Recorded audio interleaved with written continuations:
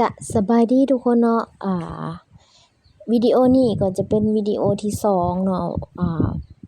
สำหรับเราจะมาแนะนำวิธีการหาเงินจากแอปจากเว็บFiverr เนาะทุกคนเนาะแบบฟรีๆเลยเนาะทุกคนเนาะก่อนอื่นเนาะทุกคนเนาะให้ทุกคนไปสมัครสมาชิกก่อนเนาะทุกคนเนาะสมัครสมาชิกได้ที่ลิงก์ด้านล่างนี้ได้เลยเนาะทุกคนเนาะพอสมัครสมาชิกอีหยังแล้วเรียบร้อยเนาะทุกคนเนาะให้ทุกคนกดมาที่คำสั่งนี่เนาะทุกคนเนาะกดมาที่คำสั่งก็จะเห็นเงินของเงิน100TRX เนาะทุกคนเนาะอยู่ตรงนี้เนาะทุกคนเนาะก็จะขึ้นแบบนี้เนาะทุกคนเนาะจะขึ้น100 TRX อยู่แบบนี้นะทุกคนเนาะก็จะขึ้นว่าขั้นตอนการดำเนินการอยู่เนาะทุกคนเนาะถ้าในแต่ละมื้อทุกคนเนาะ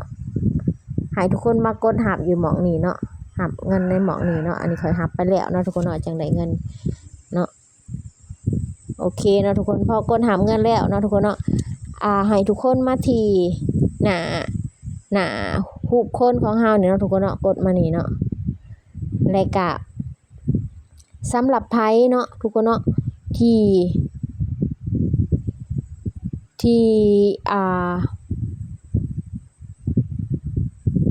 มีช่อง YouTube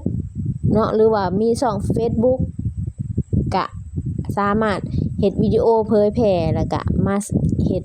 จัดกิจกรรมต่างๆกับเพิ่นได้เนาะทุกคนเนาะพอมาที่รูปคนเนาะแม่นบ่แล้วก็กดมาที่คำว่ากิจกรรมต่างๆเนาะทุกคนเนาะกดมาอ่านเบิ่งเนาะทุกคนเนาะนี่เนาะนี่ถ้าไผมีช่อง YouTube ก็เฮ็ดคลิปวิดีโอเกี่ยวกับการหาเงินสร้างรายได้นี่เนาะแล้วก็เอาลิงก์คลิปนั้นเนาะมาแปะใส่หม่องนี้เนาะทุกคนเนาะนี่เนาะมาแปะใส่หม่องนี้เนาะนี่แพลตฟอร์ม YouTube เนาะทุกคนเนาะเอาลิงก์คลิปมาแปะใส่แบบนี้คัดลอกมาแล้วก็แปะใส่แล้วก็เอารูปหน้าปกใส่เนาะทุกคนเนาะแล้วก็โอเคแล้วก็กดคำว่าลงชื่อเขาใส่เนาะมันก็จะแบบขึ้นรูปอยู่ขึ้น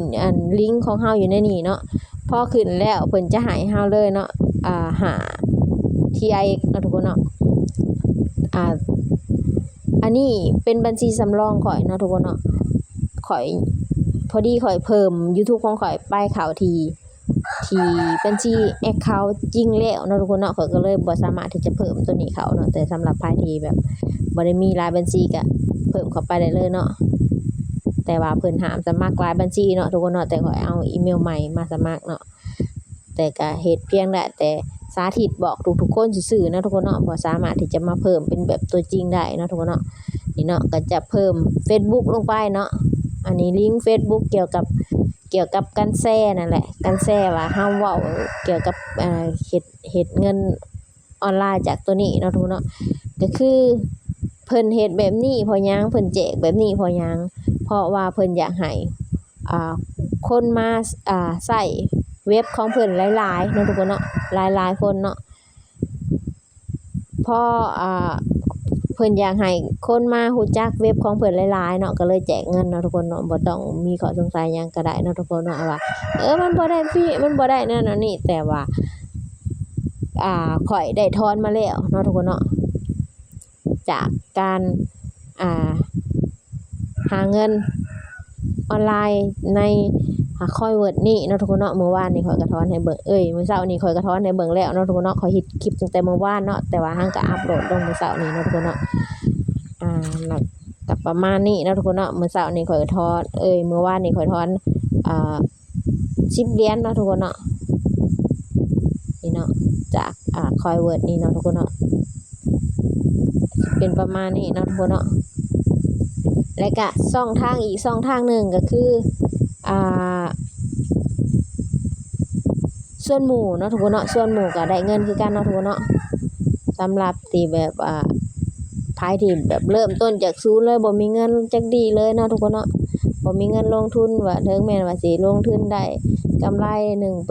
1% 1% 2% 3%ก็อย่าเนาะแต่ว่าเฮาบ่มีเงินทุนเนาะเฮาก็ไปเซิร์ชหมู่เนาะเซิร์ชหมู่แล้วก็หมู่มาสมัครเฮาก็ได้เงินคือกันเนาะทุกคนเนาะหมู่มาสมัครใต้คลิปลิงก์ด้านล่างเฮาก็มีคนก็เฮาก็สามารถได้เงินคือกันเนาะทุกคนเนาะนี่เนาะอันนี้สำหรับผู้ที่ช่องทางสุดท้ายเนาะทุกคนเนาะผู้ที่ฝากเงินอยากหับดอกเบี้ยคือข่อยว่าไปวางตอนคลิปนั้นเนาะที่ว่าฝากเงินแล้วก็หับดอกเบี้ยเนาะทุกคนเนาะนี่เนาะก็จะมี1%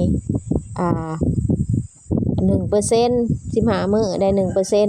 1% ของเงินที่เฮาฝากนะทุกคนเนาะได้ 1% ดอกเบี้ยนะเนาะอันนี้1มื้อก็ 1% 15มื้อก็ 1% เนาะนี่เนาะแล้วก็จะมีแบบนี้อีกแบบตัวใดล่ะ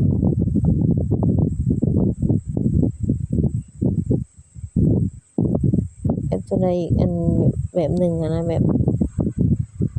ไม่ขายอะไรอย่างอีกแบบหนึ่งนะคะ